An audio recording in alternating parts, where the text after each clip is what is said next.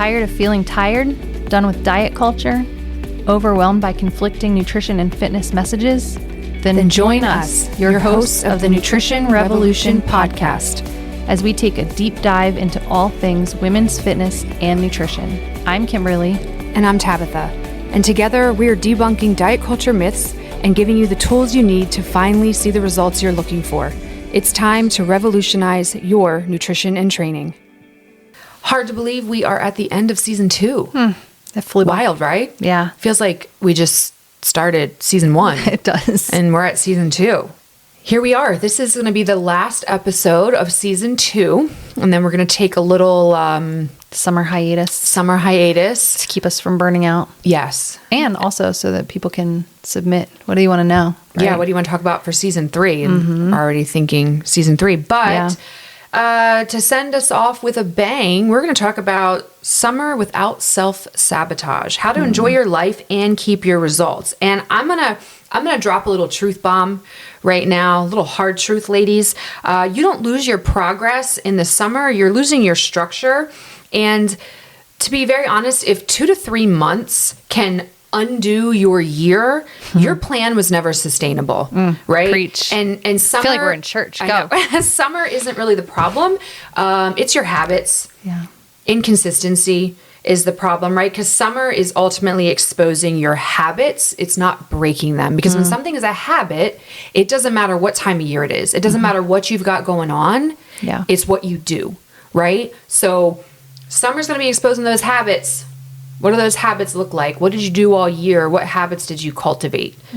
With that being said, we can all use a little support, because definitely summer is 2 to 3 months where it looks very different than the majority of the year. Yeah, and we so lose our structure. We lose routine. Some of that structure and routine, but that doesn't mean that the habit has to be lost. Right. Because if it's a habit, you find the way to... Yeah, it's a lifestyle. To adapt to that structure and routine, right? Like, so for me, I have teenagers, so I'm in that season of life. So for me, summertime means my kids are either sleeping in later or they're going off to work. So I shift my exercise routine, stays in place. That doesn't change. It just shifts the timing of it. I do my earlier morning sessions, and I can consistently get it done through the week, early morning.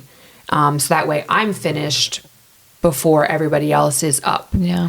When my kids were younger, and my like sidekicks and not off on their own and working and this, that, and the other, they just would come with me to the gyms. I was able to be in a space where I could teach fitness classes where there was a kids club. So they would just go in there. Yeah. So that worked. But so my day would look different, but that habit of making fitness a priority, that never changed. Yeah. That was still there. Yeah. So yeah, I feel like people, what they always say, fall off the wagon. Yeah. Well, I think that's because like summer feels so hard because there's less routine, right? You're traveling, kids are home, there's events, there's more late nights, more social eating and drinking. But also this mindset of, I'll just restart in the fall. And so we let everything go. Yeah.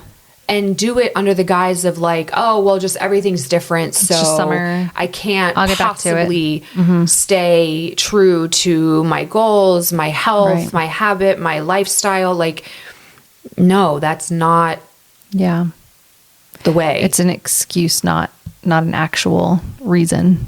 Right.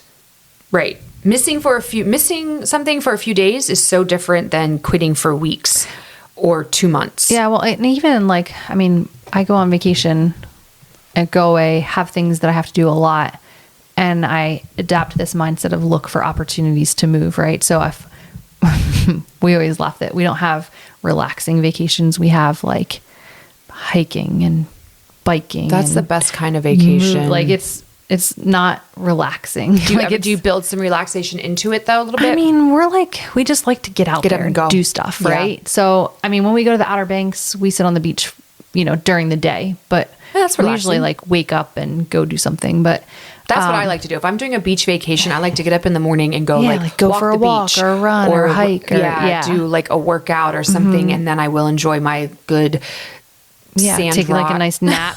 Oh, there's nothing like a hot sunny beach nap. You know, and like under an umbrella and just like rest and relax. But I stayed true to the habit that is exercise and movement is a priority, moving my body no matter where I am and what I'm doing. And sometimes I don't have access to a gym. Like when we went to Puerto Rico for spring break, like I did not have any access to a gym. Yeah. So twice I did body weight only, like a 30-minute HIIT style where I just did like 30 seconds of like a jump squat followed by a 30-second plank hold. Did that for 3 to 4 rounds and then switched it up and like just did that twice, right? Yeah. Like in my environment, no equipment, all body weight stuff. It wasn't like the most incredible workout I've ever had, but it moved my body. And then the other times when we were on the beach, like I made a point to get up and walk. And one of the days I literally took a nap on the beach, which was amazing. And then once I woke up from that, like we had gotten lunch, I was in a food coma, took a nap, got up from that, and then I went and walked for like 30 minutes with my husband. Right. And that was my activity, my exercise. Like improvise, adapt, overcome. Still made that habit of moving my body and movement as a priority, made it happen. Yeah. Yeah. I think that summertime, I actually feel like I move more in the summer. Like I do my workouts all year long, right? Like hour in the gym or whatever. But summer, I'm like outside walking, moving all the time. So it's not necessarily in the gym lifting weights, but it's moving my body so much more just in a different way, but still prioritizing those workouts. And maybe that's a good point, because that's like more, the term maintenance is coming to my mind when I'm thinking about this, right? Like maybe the summertime for you with, you know, moms of kids that are younger and that are home with you all the time, you know, if they are going to traditional public school, or even if they're not, and you're homeschooling and you're taking the summer off, and routines change, you know, it can become a maintenance time, which I think maintenance is a skill, like not a season where you're going to push or you're going to be training for this, or you're going to be like really dialed in and trying for this next goal. Like you're just going to be like maintaining, you know, and that's okay. Right. That's, I think, a necessary part of the process. Yeah. Yeah. You have to have seasons. So just like winter, spring, summer, fall, like your body also is going to go through those different seasons. So you have to learn how to keep those habits in each season. I think the movement part in the summer isn't usually the problem. It's the nutrition. Most people I would agree have with an that. issue with the nutrition. So like when we travel, we usually have like an Airbnb or a house that we book. Mostly everywhere we travel, we're like that, or we'll get a hotel room with like a big fridge or whatever. And we bring a lot of our food with us, or we'll go to a grocery store. Yeah. And we get, you know, pretty much our basic things that we would have. Same, yeah. And we keep that kind of same meal prep routine, like eggs and some sort of and fruit and avocado and sausage and toast and but then we still like we'll go get like a nice dinner or, you know, whatever. So we still try to keep that in mind. But then even at dinner, I'm like, all right, I need a protein. Like I have to get some protein in. Protein and some color, protein and some fiber, get a little variety there. And then, go and enjoy an ice cream cone afterwards or that beach drink if that's what you're into, like finding that balance. But you know, you at least gave yourself a decent meal. Like we're the same way. If we go away and it is like Airbnb style or whatever, we'll go grocery shopping and I get the same foods that I'm going to be eating for breakfast if I were home and it was a random Tuesday in February. Yeah. Like that doesn't really change. Now maybe once or twice, like we'll go out for a good breakfast because I do like a good brunch, or we'll buy the stuff to like make the pancakes and the waffles and enjoy that. And that's fine. Like doing that.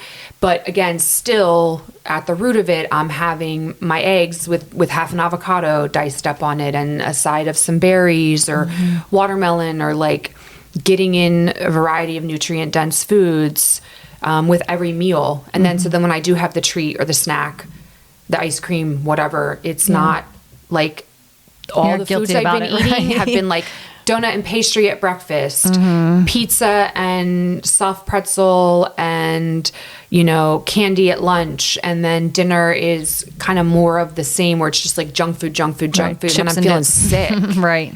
Yeah. We went camping this weekend actually. And, camping's a little, interesting when it comes to the food, right? Like you have to cook everything over a fire or bring it with you. Camp stove. But we had like a camp stove. And so like breakfast was, the first day I had like eggs and avocado and bacon, and everyone else was having like breakfast sandwiches or whatever. But I had like avocado and fruit, like that felt normal. And then, dinners and stuff were like, we made this like camp stew with like protein, and like it was really good. And then I had a s'more, and my kids are like, oh, you're having a s'more? Like, oh, that looks so good. And they had a s'more.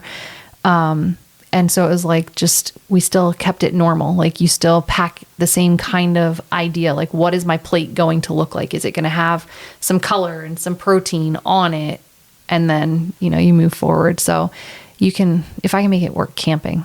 It's all about what your priorities are. Yeah. I mean, and how you're preparing for it. And so what I would say, if you want to talk about summer non-negotiables for our listeners, the anchor habits that are going to keep it a little more simple and realistic, I would say continue with like, where's my protein at every meal? And then where's my color? So pick a protein and pick a color. And obviously when I'm saying color, I'm talking about a plant food. Not so Skittles. You can get some, not Skittles. Oh. Yeah. Okay. No, taste the rainbow. I'm not talking about Skittles. So pick a protein, pick a color, and then you can fill in some other fun stuff with your plate if you need to, but give yourself some nutrient density with every meal. Daily movement, like steps, go for a walk, whatever kind of activity. Maybe you adjust and have to shift your goals or your gym sessions to maybe just twice a week is more realistic for the summer for you, or shorter. Maybe it's like, okay, I could still get in 3-4 times a week, but it's going to be like 30 minutes. Yeah. Okay, that's fine. Yeah. Like that counts. Do that. And then hydration, especially with the heat, and then alcohol, is I feel like that is something, it's like the alcohol consumption really it's boat season. Really like ramps up in the summer. So just make sure that you're like starting your day off with water and or electrolytes, like being mindful of if you are boating or out where it's a drinking day, like have a drink and then have some water, drink and water, like be mindful of that, space that out. And then also don't all of a sudden shift to being some night warrior, night owl, where you're, staying up to being nocturnal. Yeah. Where you're staying up super, super late. Yeah. Every night. And then you're totally shifting your natural, like your biological clock to be up late, sleeping in late. Like that throws everything out of whack. Try to still make 8 hours a priority. Yeah. And stay closer to your normal schedule as possible. And if you're working a 12-month job, like that's going to kind of take care of it, right? Yeah. Yeah. But I mean, those are the habits that are really going to keep you in the game and set you up to have a summer of success, not a summer of, oh, I just blew it. Yeah. I'm back to square one. Too many barbecues. Like now I'm going to get super extreme in the fall. Yeah.